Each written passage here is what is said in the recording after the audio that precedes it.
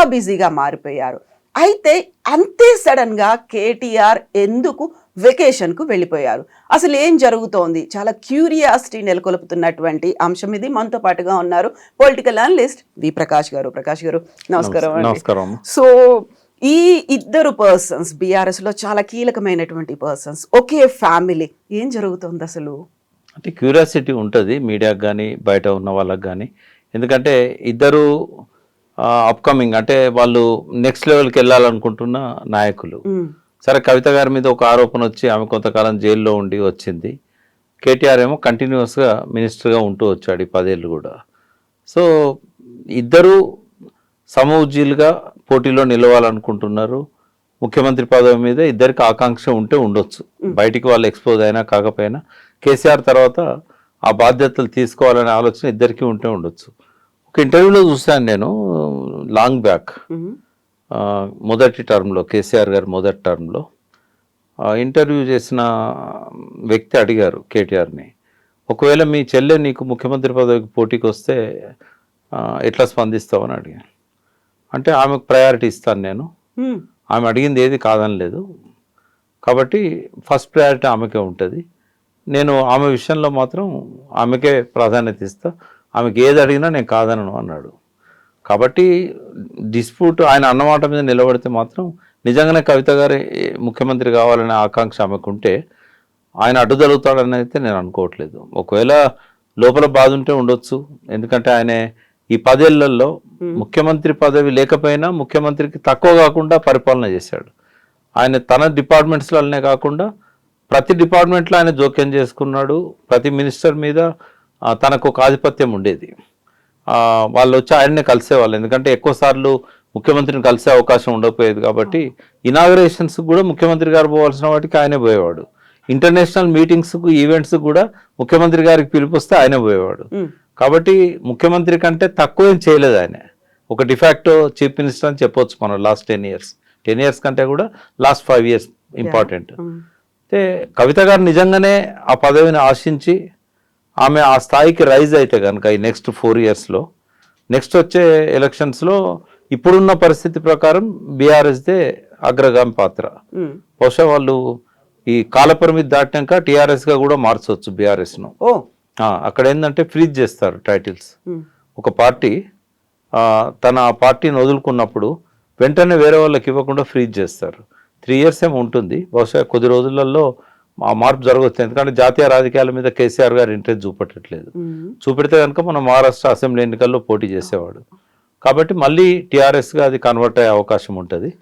అయితే ఆ 3 years 4 years ఏదైతే ఇప్పుడు జమిలీ ఎన్నికలు అయితే కనుక 3 ఇయర్స్కి ఎలక్షన్ వస్తుంది, లేదు యథావిధిగా రావాలంటే 4 ఇయర్స్ అవుతుంది. అప్పుడు వచ్చే ఎలక్షన్స్ నాటికి కవిత గారు కనుక ఆ స్థాయికి రైజ్ కావాలంటే ఆమె చాలా చేయాల్సి ఉంటుంది. ఐజ్ ఆన్ టుడే ఉన్న పరిస్థితుల్లో ఆమె ముఖ్యమంత్రి అంటే, అయితే కవిత గారికి కనుక నా పోటీలో ఉండాలి, లేదంటే ఆ పదవి నాకు కావాలి అనుకుంటే ఆమె డెఫినెట్గా ఉండొచ్చు, ఎవరికైనా ఉండొచ్చు. ఆ కుటుంబంలోని వాళ్ళకే కాదు, బయట ఉన్న వాళ్ళకు కూడా ఉండొచ్చు. ఇప్పుడు ఎవరికి ఉండదమ్మా ముఖ్యమంత్రి అవకాశం వస్తుంది అనుకుంటే మెయిన్ స్ట్రీమ్ పాలిటిక్స్లో ఉన్న ప్రతి ఒక్కరికి కూడా ఆ కోరిక ఉంటుంది. ఇప్పుడు రేవంత్ రెడ్డి ముఖ్యమంత్రి అయినప్పుడు మేమెందుకు కాకూడదని చెప్పి కాంగ్రెస్లోనే 4-5 తయారయ్యారు. ఇప్పుడు సీనియర్స్ కావచ్చు, జూనియర్స్ కావచ్చు, జగ్గారెడ్డి దగ్గర నుంచి ఉత్తమ్ కుమార్ రెడ్డి దాకా అందరికీ ఆ కోరిక ఉంది. టీఆర్ఎస్లో ఉండడంలో ఆశ్చర్యం లేదు. కాకపోతే టీఆర్ఎస్ ఉన్నంతకాలం ఆ కుటుంబం తప్ప బయట వాళ్ళకు ముఖ్యమంత్రి అయ్యే అవకాశం ఉండదు. కాబట్టి బయట వాళ్ళకు ఆ స్వప్నాలు ఏమి ఉండవు. అందులో ఉన్న వాళ్ళకు ఉంటే హరీష్ రావు గారికి ఉంటుంది, కేటీఆర్కి ఉంటుంది, కవితకు ఉంటుంది, ఇంకా సంతోష్ కూడా ఉండొచ్చు. ఆ కుటుంబం వరకే అది. ఎందుకంటే ప్రాంతీయ పార్టీ అన్నప్పుడు అది కుటుంబ పార్టీగానే ఉంటుంది. మనకి ఇష్టం ఉన్నా లేకున్నా, ఎవరు అన్నా కాదన్నా కుటుంబం యొక్క ఆధిపత్యం అనేది ఉంటుంది. అందులో ముఖ్యమంత్రి స్థానం అనేది ఖచ్చితంగా వాళ్ళు డిసైడ్ చేయాల్సిందే. అందరికంటే ఒక కేసీఆర్ గారి చేతిలోనే ఉంటుంది ఆ పదవి. తను ఉంచుకోవాలన్నా ఎవరికన్నా ఇవ్వాలన్నా. అయితే 2 సార్లు టీఆర్ఎస్ పార్టీ పదవి ప్రభుత్వంలోకి వచ్చిన తర్వాత సెకండ్ టర్మ్ చాలా సివియర్గా వినిపించింది. నెక్స్ట్ సీఎం కేటీఆర్ అనేది అది మంత్రివర్గం నుంచి స్టార్ట్ అయింది. ఎమ్మెల్యేలు, ఎంపీలు, మంత్రులు అందరూ పదే అదే మాట చెప్తూ వచ్చినప్పటికీ చివరిలో మా ముఖ్యమంత్రి కేసీఆర్ఏ అనే మాట ఇప్పుడు కూడా మళ్ళీ పదే చెప్తున్నప్పుడు, వచ్చే ఎన్నికల్లో కేసీఆర్ఏ ముఖ్యమంత్రి కాబోతున్నారని కేటీఆర్ కూడా చెప్తున్నప్పుడు ఎందుకని మళ్ళీ సడన్ గా ఈ పేర్లు నేనైతే ఇప్పుడు అనుకుంటున్నది ఏంటంటే, ముఖ్యమంత్రి కావాలనే ఆకాంక్షతోనో ఆ లక్ష్యం కోసమో ఇప్పుడు ఆమె బయటికి రావడం కానీ కార్యక్రమాలు చేయడం కానీ లేదు. ఆమె ఏంటంటే జైలు పోయే ముందు బీసీల ఒక ఎజెండా తీసుకొని పనిచేస్తూ ఉండే. దాదాపు చాలా మీటింగ్స్ పెట్టింది. నేనే ఒక 3 మీటింగ్స్ అటెండ్ అయ్యాను. ఆమె ఏంటంటే జ్యోతిబా పూలే విగ్రహం ఉండాలి అనేది. ఆ విగ్రహం పెట్టే లక్ష్యంతోనే ఆమె బీసీలు అందరినీ ఒకటి చేశారు. దాదాపుగా ఒక 50-60 కులాల వాళ్ళు ఆ మీటింగ్స్లలో పార్టిసిపేట్ చేశారు. అంటే టీఆర్ఎస్ పార్టీ వాళ్ళే కాదు, కుల సంఘాల నాయకులు. కవిత గారికి లోపల ఆకాంక్ష ఉంటే ఉండొచ్చు, కానీ ఆమె ఇప్పుడు తీసుకున్న ఎజెండా బీసీలది. ఆమె బయటికి రావడమే. ఇప్పుడు జైలు నుంచి వచ్చాక ఒక 3 నెలలు విశ్రాంతి తీసుకొని ఆరోగ్యం కూడా కొంత కుదుటపడ్డ తర్వాత మళ్ళీ ఆమె మెయిన్ స్ట్రీమ్లోకి రావడానికి ఎంచుకున్న అస్త్రం ఏదైతే ఉన్నదో బీసీల లోకల్ బాడీస్ ఇప్పుడు ఎలక్షన్ వస్తున్నాయి కాబట్టి ఆ రిజర్వేషన్స్ అనేది ఆమె తీసుకున్నది. అయితే నేను ఆమెను అప్రిషియేట్ చేస్తా. నేను మా బీసీ సోదరులందరికీ కూడా మీ ద్వారా నేను చెప్తున్నది కూడా ఏంటంటే, బీసీల ఎజెండాను కవిత తీసుకోవడం అనేది దాన్ని తప్పు పట్టాల్సిన అవసరం లేదు. ఇక్కడ నేను చాలాసార్లు మీడియాలో దాదాపు 10 ఏళ్ళ నుంచి చెప్తున్నా, సూర్యుడిని చూపెడితే వేలును చూడొద్దు అని చెప్తున్నాను నేను. సూర్యుడు ఏంటంటే ఇష్యూ, ఒక ఇష్యూ మీద ఎవరు కలిసి వచ్చినా కలుపుకోపోవాలి. ఇంకా ఇక్కడ ఏంటంటే బీసీలలో ఉన్న అనైక్యత, ఇది స్వాతంత్రం వచ్చిన కాదు చూస్తూనే ఉన్నాం. ఏ కులంలో కూడా ఐక్యత లేదు. నేను ఒక బీసీ బిడ్డగా చెప్తున్నా. మొట్టమొదటిసారి ఒక 300 కాపులలో, నేను 300 కాపు సామాజిక వర్గం కాబట్టి ఈ కులంలోనున్న ఒక ఐక్యత తీసుకొద్దామని చెప్పి రవిచంద్ర గారి నాయకత్వాన, ఉద్దిరాజు రవిచంద్ర ఇప్పుడు రాజ్యసభ మెంబర్, అంటే గంగుల కమలాకర్ గారు మినిస్టర్ ఉండేవారు, బీసీ వెల్ఫేర్ మినిస్టర్. తర్వాత విఠల్ బీజేపీలో ఉన్నాడు, టీఎస్పీఎస్సీ ఫస్ట్ మెంబర్. ఇంకా కొంతమంది రౌత్ కనకయ్య గారు అని చెప్పి గ్రూప్ 1 ఆఫీసర్ ఉండి తర్వాత మంత్రి నియోజకవర్గం నుంచి టీఆర్ఎస్ అభ్యర్థిగా పోటీ చేశాడు.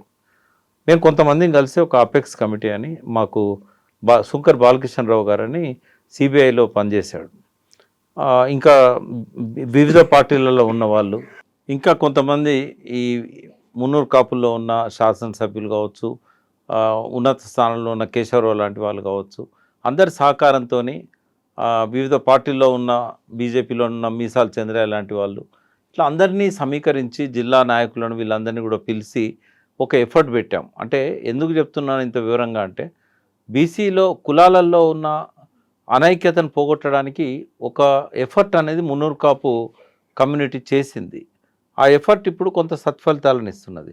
సో మేము ఈ ఈ లోపాన్ని గమనించి అందరిని ఒకటి చేయాలనే తలంపుతోని ప్రధాన సంఘాలైన పుట్టం పురుషోత్తమరావు గారు కానీ, అట్లాగే దేవయ్య గారు, కొండ దేవయ్య గారు, అట్లనే కాచిగూడ సంఘం, వీళ్ళందరినీ ఒక కట్టడి మీద తేవడానికి ప్రయత్నం చేసినాం. చాలా వరకు సక్సెస్ అయినాం. ఇవాళ 300 కాపుల్లో ఒక ఐక్యత అనేది కనబడతా ఉన్నది. ఏంటంటే ఎవరి బాధ్యతలు వాళ్ళు నిర్వహిస్తున్నారు.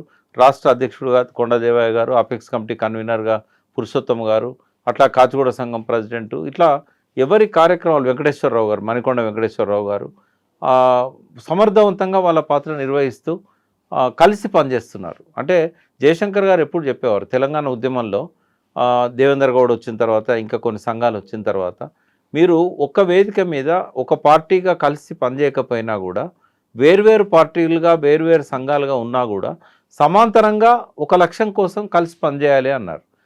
ఇవాళ కాపులలో కానీ ఇతర సంఘాలలో కానీ కావాల్సింది అదే. సో 300 కాపులలో ఆ ప్రయత్నం సఫలీకృతమైంది. ఒక ట్రస్ట్ పెట్టినప్పుడు అన్ని సంఘాల వాళ్ళని ఆ ట్రస్ట్లో పెట్టడం జరిగింది. అపెక్స్ కమిటీ అన్ని ముఖ్యమైన వింగ్స్ నుంచి అందులో మెంబర్స్గా ఇంటలెక్చువల్స్ని కానీ తీసుకోవడం జరిగింది. ఇదే ఎఫర్ట్ కనుక అన్ని కులాల వాళ్ళు పెట్టినట్టయితే అన్ని దిక్కులో కూడా సత్ఫలితాలు వస్తాయి. అయితే అది జరగడం లేదు అన్ని కులాలలో. సో ఇవాళ కేస్ స్టడీగా 300 కాపులది ఏదైతుందో అది మిగతా ప్రధాన కులాలు కూడా తీసుకోవాల్సిన అవసరం ఉన్నది. ఇక్కడ కవిత గారు ఎందుకు సక్సెస్ అవుతున్నారు, మిగతా కులాలు ఎందుకు ఐక్యం చేయడంలో విఫలమవుతున్నాయంటే, ఏ కులానికి ఆ కులానికి ఒక పెద్దరికం ఉంటుంది.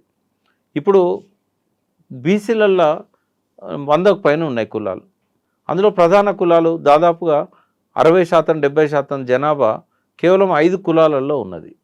300 కాపులతో పాటుగా ముదిరాజులు, పద్మశాలీలు, గొల్ల కుర్మలు, యాదవులు అంటాం మనం, గౌడ్స్, ఈ 5 కులాలలో ఉన్న బీసీ జనాభా తర్వాత దాదాపుగా ఒక 60-70% ఉంటుంది. ఇక చాలా చిన్న కులాలు ఉన్నాయి, ఎంబీసీలు ఉన్నారు, ఓ 17 కులాలతో ఎంబీసీలు ఉన్నారు. వీళ్ళందరూ కూడా ఎన్నడూ కూడా రాజకీయాలలో లేని వాళ్ళు, రాజకీయ చైతన్యం అంతంత మాత్రంగా ఉన్నవాళ్ళు. అక్షరాస్యత కూడా వాళ్ళలో తక్కువగా ఉంటుంది. చాలా బీసీ కులాలు ఏంటంటే వృత్తి కులాలు కాబట్టి వాళ్ళు వృత్తి మీద ఉన్న ధ్యాస ఈ చదువులు ఇంగ్లీష్ చదువుల మీద ఉండదు. ఒకవేళ చిన్నప్పుడు స్కూల్లో పోయినా కూడా 10th వరకే డ్రాప్ అవుట్స్ అవుతారు. అయితే ఈ బీసీలు అందరూ ఒక వేదిక మీదకి రావడం అనేది సాధ్యం కావడం లేదు. బీసీ కృష్ణయ్య గారు బీసీ విద్యార్థి సంఘం నుంచి మొదలుపెట్టి బీసీ సంక్షేమ సంఘం ఈ రోజు వరకు గత 45 సంవత్సరాలుగా బీసీల కాజ్ కోసం పనిచేస్తున్న గొప్ప నాయకుడు. ఇప్పుడు జాజుల శ్రీనివాస్ గౌడ్ కానీ ఇంకా కొంతమంది నాయకులు ఉన్నారు, ఎర్ర సత్యనారాయణ గారు. వీళ్ళందరూ కూడా ఎంత ప్రయత్నం చేసినా కూడా అన్ని కులాలు ఒక్క వేదిక మీదకి రావడం లేదు. ఇవాళ రిటైర్డ్ ఐఏఎస్ ఆఫీసర్ చిరంజీవులు గారు కూడా ఈ బీసీల లక్ష్యం కోసం ఆయన ఆ డిమాండ్స్ తీసుకొని ఎడ్యుకేట్ చేస్తున్నారు, చాలా కష్టపడుతున్నారు, చాలా ప్రాంతాలు తిరుగుతున్నారు. బీసీలలో సోయి వచ్చిన మాట వాస్తవం, చైతన్యం పెరిగిన మాట వాస్తవం. కానీ ఒక్క సంఘం వాళ్ళు ఒక్క నాయకుడో పిలిస్తే అన్ని సంఘాల వాళ్ళు ఒక్క దగ్గరకు వచ్చే పరిస్థితి కనబడతలేదు. అంత టవరింగ్ పర్సనాలిటీ ఉన్న లీడర్స్ కూడా మనకు కనబడరు. సరే, మంత్రులుగా కొంతమందికి అవకాశాలు వచ్చినాయి, అగ్రశ్రేణి నాయకులుగా రాజ్యసభ సభ్యులుగా కొంతమందికి అవకాశాలు వచ్చినాయి. కానీ వాళ్ళు పిలిచినా కూడా అన్ని కుల సంఘాల నాయకులు రావడం లేదు. ప్రకాష్ గారు, ఇప్పుడు మీరు ఒక మాట అన్నారు, బీసీ కులాల్లో ఐక్యత లేకుండా పోయింది అని. వాళ్ళలోనే అంత ఐక్యత లేనప్పుడు ఒక కవిత, ఉన్నత కులానికి చెందినటువంటి కవిత, ఇంతమందిని ఎలా ఏకం చేయగలదు? ఆ నమ్మకం బీసీల్లో కలుగుతుందా? ఆమె పిలిస్తే 30 కులాలకు చెందినటువంటి ప్రతినిధులు హాజరయ్యారు అనుకున్నప్పుడు తనని ఎందుకు అంతలా నమ్ముతున్నారు? ఇవాళ కవిత గారు పిలిస్తే ఎందుకు వస్తున్నారు? ఇవాళ ఆమె సరే మధ్యలో భారత జాగృతి అన్నా కూడా ఇవాళ మళ్ళీ రివైవ్ చేసే క్రమంలో తెలంగాణ జాగృతిని ఆమె యాక్టివేట్ చేశారు. కవిత గారికి తెలంగాణ ఉద్యమంలో ఒక ప్రత్యేకమైన పాత్ర ఉంది. ఆమె రావడమే ఒక పార్టీ తరఫున కాకుండా సబ్బండ వర్గాలను ఇన్వాల్వ్ చేస్తూ తెలంగాణ జాగృతి రూపంలో ఆమె రాజకీయ రంగ ప్రవేశం చేశారు. తెలంగాణ జాగృతి అనేది అందరూ ఓన్ చేసుకున్నారు. మెయిన్గా బతుకమ్మ పండుగే ఒక శ్రామిక వర్గాల పండుగ. బతుకమ్మను ఆడేవాళ్ళు కానీ, బతుకమ్మలో ఆ పూలు పేర్చడం దగ్గర నుంచి, పూల సేకరణ దగ్గర నుంచి, బతుకమ్మ సెలబ్రేట్ చేసుకునే కాడ కూడా మనకు సబ్బండ వర్గాల వాళ్ళు కనబడతారు. అక్కడ దొరల కంటే కూడా ఎక్కువగా మనకు ఈ బీద బిక్కి, అందులో బహుజన కులాలు, దళిత కులాలు వాళ్ళ పద్ధతిలో బతుకమ్మను సెలబ్రేట్ చేసుకుంటారు. అక్కడ వచ్చి ఆడే కోలాట మాటలు కానీ, సద్దుల పలహారాలు పంచుకోవడం కానీ, ఇదంతా కూడా ఏంటంటే శ్రామిక వర్గాల ఆ సంస్కృతిలో భాగంగానే బతుకమ్మ అనేది వచ్చింది. సో అక్కడ పాడుకునే పాటలు కూడా ఆ శ్రమకు సంబంధించిన పాటలు ఉంటాయి. అయితే ఆ బతుకమ్మను సబ్బండ వర్గాలను ఇన్వాల్వ్ చేసే విధంగా ఒక ఉద్యమ ప్రతీకగా మార్చింది కవిత. సో కవిత గారికి ఈ సాంఘిక ఉద్యమాలతో ఉన్న సంబంధం అది ఒకటే కాదు, ఆమె బీసీల ఉద్యమం చేపట్టాలనే ఆలోచన రావడానికి బీజం ఎక్కడ అంటే, మన అరెస్ట్ కావడానికంటే ముందు, అంతకంటే తెలంగాణ రాష్ట్ర సమితి, భారత రాష్ట్ర సమితి పరిపాలన ఇక్కడ జరుగుతున్నప్పుడే ఆమె జంతర్ మంతర్ దగ్గర మహిళా బిల్లు గురించి ఆమె ప్రయత్నం చేశారు.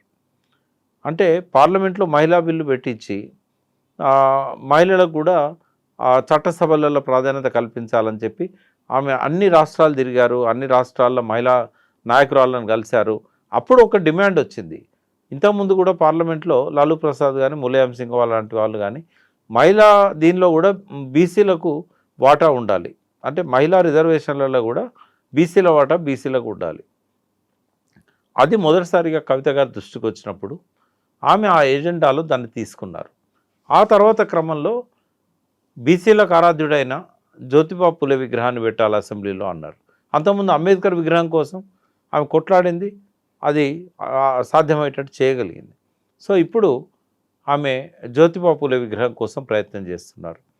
ఆ తర్వాత జైలు నుంచి వచ్చాక స్థానిక సంస్థల్లో రిజర్వేషన్స్ పెంచాలి బీసీలకు, గతంలో ఉండే తగ్గించడం జరిగింది.